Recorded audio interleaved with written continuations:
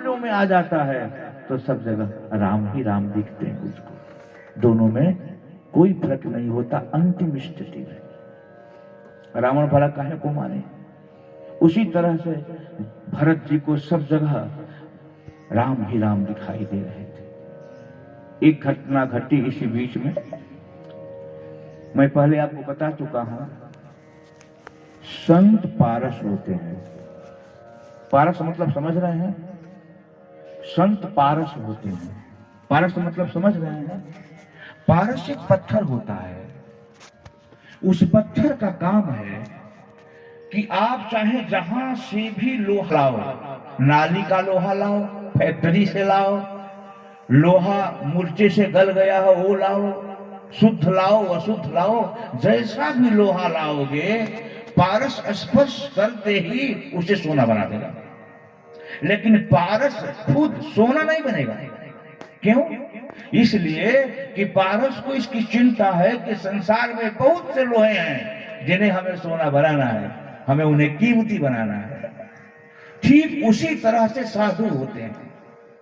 वो खुद तो उसी रूप में रहते हैं, परंतु वो इंतजार करते रहते हैं कि कोई संसार का मोह माया काम क्रोध लोभ ईर्ष्या द्वेष अहंकार से पीड़ित लिपटा हुआ सिमटा हुआ मानवीय मूल्यों से बहुत दूर गया हुआ प्राणी मेरे पास आए, मैं उसे स्पर्श करूं और उसे महान बना करके फिर उसे परमात्मा तक पहुंचाने का मार्ग प्रशस्त करूं।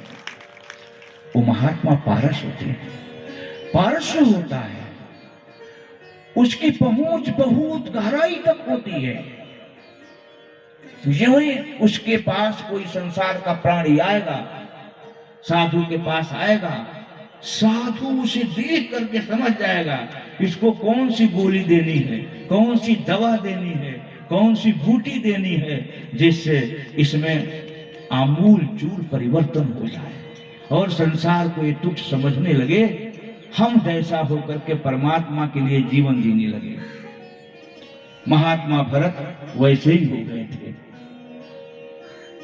इसलिए वो जो मृग इनकी गोद में खेला था, जब मरने के बाद वो रहुगण बना तो अपने राज्य का परित्याग करके उसे भी साधु से मुलाकात करने की तमन्ना जागृत हुई और रहुगण पालकी पर बैठ करके उस समय के सबसे महान भगवान दत्तात्रेय, भगवान कपिल से मिलने के लिए अपना राजपाट छोड़ करके चल दिया।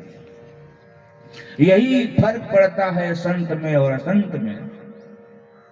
संत जब किसी को एक बार अपना लेता है तो उस जन्म में उसका सुधार हो या ना हो, अगले जन्म में सुधार जरूर कर देता है। एक जन्म की बात छोड़ो, वो इंतजार करता है किसी कारण से तू मेरे आश्रय में आया था और इस जन्म में तुम्हारा उद्धार नहीं हुआ, तो जब तक तुम्हारा उद्धार नहीं करूंगा मैं भी संसार सागर को छोड़ करके नहीं जाऊंगा।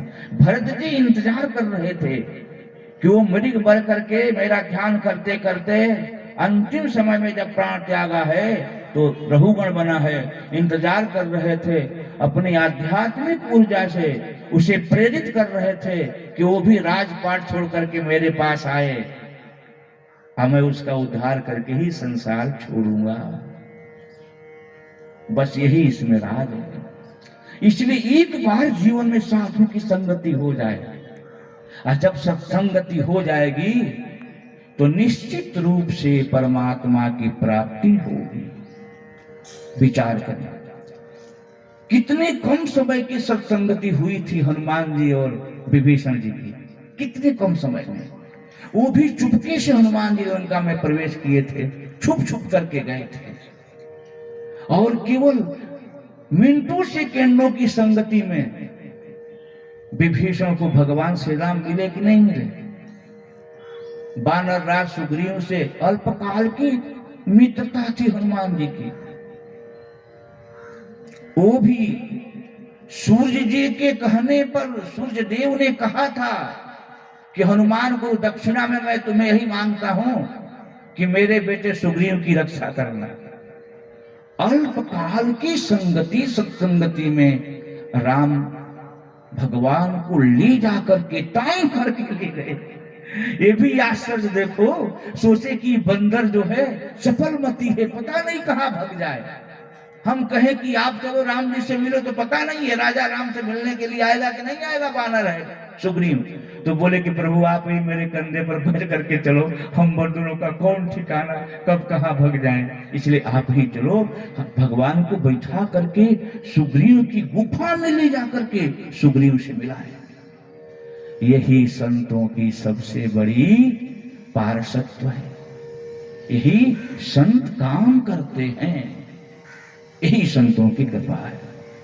तो भरत जी ने प्राण त्याग नहीं किया था, इसके पीछे यही राज था कि वो अपने मन में सोच रहे थे कि रघुगण का उद्धार किए बिना मैं भी संसार नहीं दूंगा। यही बात है। उधर से रघुगण आ रहा है पालकी पर चढ़ करके, इधर से पैदल पैदल ये चल रहे हैं। आप जानते हैं सवारी पर चलने वाले राजाओं में और पैदल चलने वाले साधुओं में तीर्थ यात्रा कौन करता है? साधु करता है कि राजा करता है? आप लोग बता सकते हैं? तीर्थ यात्रा दोनों करने के लिए निकले हैं। राजा है, धनवान है, ऐश्वर्य से मदमस्त है, चूर है, इसलिए वो सवारी पर चलता है। जब यात्रा करता है उसके सवारी के पैरों के नीचे दबकर न जाने कितने जीव जंतु मर जाते हैं। उस ईश्वर तक पहुंचने में न जाने कितने ईश्वर की कृतियों को खाक मिला देता है, कितने जीव जंतु मर करके खाक हो जाते हैं।